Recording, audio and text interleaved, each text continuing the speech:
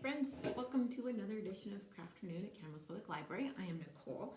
Today's craft is something really fun. I love making crafts out of old books. So what you're going to need for today, a pair of scissors, a utility knife, and help from an adult if you need help with a utility knife, a pencil, an old hardcover book. You can always come ask for one from here at the library. We have loads of discards. Some yellow paper, some red paper, a couple of buttons, or some black paper that you can cut tiny circles out of, and a hot glue gun, and perhaps some help with that said hot glue gun. So the first step in making what we're making today is to take this dust jacket off of the book. If you grab one from here, you're probably going to need a utility knife to take it off because we tape them on so they don't fall off when they're on the shelves. So we will go ahead and remove that. It's usually taped in 4 places. If you have your own hardcover book that you're using, they just come right off, as well you know. This is tougher than I thought it would be. That one's really sticky. And number 4. So we have our book now. Jacket is off. You can peel this tape off if you want to, but sometimes it will leave little sticky bits. So if you don't care about it, just leave it on, or it will pull off pieces of the paper book jacket. So the first thing we are going to do is find the middle of our book. And then we are going to find about half of the pages on each side. So basically, you need the middle half of your book separated out from the rest of your book. You can put a little piece of paper in there to save one side while you take your book and you actually want to bend it backwards just to break that spine a little bit so that when you are completed your project, your book will stand open. Do it again. So now you can see how it will stand up nicely. And those back sections, once we're done, will stay closed. So starting with where you opened the book to the first time, we're going to do some folding, some book page folding. I am going to hold this up here so you can see what we are doing. Wow, that's really weird. You can't even see the print on the paper because of the lighting. You're going to take, I'm going to do it backwards so that you can see it the way you would be doing it. You fold the corner in to the spine like that, and you want to crease it. See how we've got that done? Now, you're going to take this whole piece, you're going to fold it in half like that so that that outer edge is in the spine as well. Now you can see we've got this little dangly bit. We don't want this dangly bit because that's going to stop our book from standing up straight on the counter that we're putting it on. You fold that up. Then you turn the page and you start all over again. So, fold the top down to the center of the book, also known as the spine of the book. This is tricky to do while standing. And then you fold this outer part of the triangle that you just made into the spine of the book as well. Then you fold this piece up so that it's even with the bottom of your book. Turn the page, making sure that you crease those really, really flat. If you have to, you can use your fingernail or the back of a spoon. I'll show you one more time. So, top corner down so that the top part of your page is almost touching the spine of your book on the inside. And then the triangle that we just made, the whole thing, the top of it, touches the spine of your book as well. And then this bottom part gets flipped up. And you just keep going and going and going and going. And soon you will see that your pages start to spread out. They kind of will look like a Christmas tree. You can actually make a Christmas tree this way as well. I've got one that's mostly finished. And you can see what it looks like once you've folded that many pages. So the more pages you fold, the fuller and more tight the bulk of it is going to be here in the middle of your book. The fewer pages, it'll be more loosey-goosey, which maybe is appropriate because we're actually making a bird. We're making a chicken, a book page chicken, hen, I guess.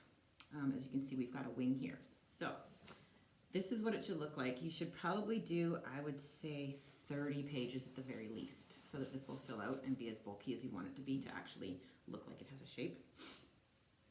The next part we are going to do is the wings. You can see I've attached one here already. So the wings are pretty easy. All you need is a single page cut out of your book. Do it near the back. Sorry, actually 2 pages, one for each wing. I'm just going to cut out one because I've already done one. And I'm using my utility knife for this. Cut a page out, and we're just going to do an accordion fold. So if you've ever made a paper fan, that's what an accordion fold is. You fold the paper back like that, and then you flip it over and you fold it back, and you just back and forth it. Flip and fold. Flip and fold. Flip and fold. And you can see when you open it up, it actually looks like an accordion. And you just keep doing that for the entire page. Flip and fold. Flip and fold. Flip and fold. And flip and fold. And you end up with a piece of paper that looks like that. So you want to keep it folded tight, and you want to fold it in half because that's going to give your wing a little bit of bulk. See? See the one that we made over here on this side? Now, it doesn't really work that well to just glue this whole big rectangular piece of paper in here. So what we are going to do is we are going to trim it back a little bit. So here I come close again. You want to take from the tip where it opens up, because that's going to be the outer feathers. Not quite the tip, but you want to cut it at an angle. This is tricky too. This might require some adult hands. Oh, surprise! Hope you're not watching in 3D. See how we've angled it a bit like that? That angled piece is where we are going to glue it onto our book so that it sticks out beside our chicken. So, running a little bit of glue, hot glue, just back and forth where you've cut. And you need to work pretty quickly with this, otherwise you'll glue your wings shut. You place it where your wing goes, and you let it open up a little bit while you hold it there, while that glue dries. If you keep it really tight, your wings aren't going to open up at all, so it will look like your hen is not flapping. There, now we have a hen with 2 wings. Ooh, 2 very crooked wings. It's because I'm doing it backwards. So now our little hen needs a face, otherwise it's just kind of going to look like a cone-headed Shrek, I guess, maybe. So we need a beak, which of course is a triangle. You can draw a triangle, cut that out.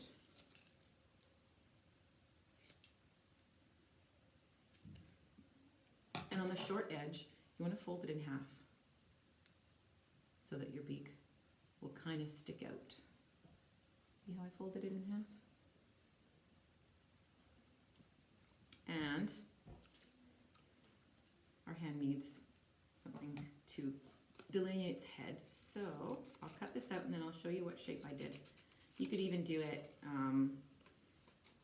a bunch of triangles. It doesn't have to be wavy like this. Or you could leave it off as well.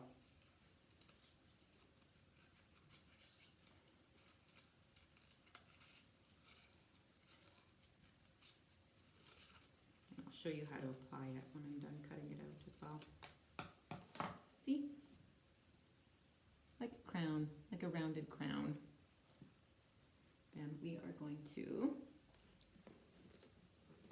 glue that to the top of the book, just like that, right on top of your folded pages.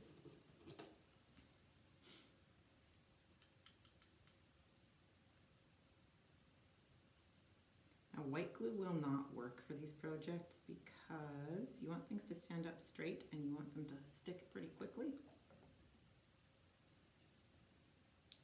So there we go. Ta-da! And our hen needs some wattles. So that's the piece that hangs down around their chin, the little red wattles. So you want to start by drawing a teardrop shape on a long piece of paper. Can you see that teardrop shape? When you've drawn your teardrop at the place where it's really the thinnest, you fold your page in half and you cut it out, but you leave it joined in the middle. You do not, because we need two sides of this wattle, we're just going to leave it joined in the middle.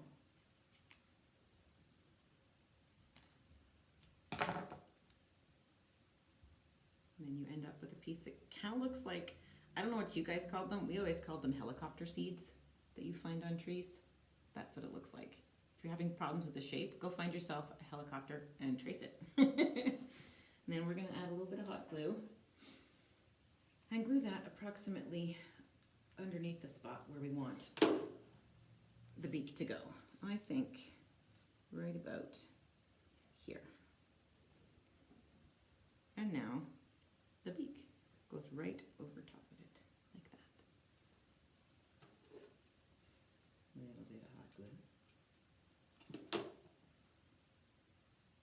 Boop. That's the sound you make when you're gluing a hen's beak on, by the way. It's boop. Boop is a good sound for a lot of things. Stick. There. My hen has a beak. And now eyeballs. I've chosen buttons, but like I said, you could use little pieces of black paper or whatever color eye you want your chickens to have. Mine have little black buttons of different sizes because personally I'm a little bit afraid of chickens. I think they're a little bit off kilter. So different colored eyes makes them perfectly wonky looking, or different sized eyes makes them perfectly wonky looking. And there you have it. He's done. Our little folded book chicken.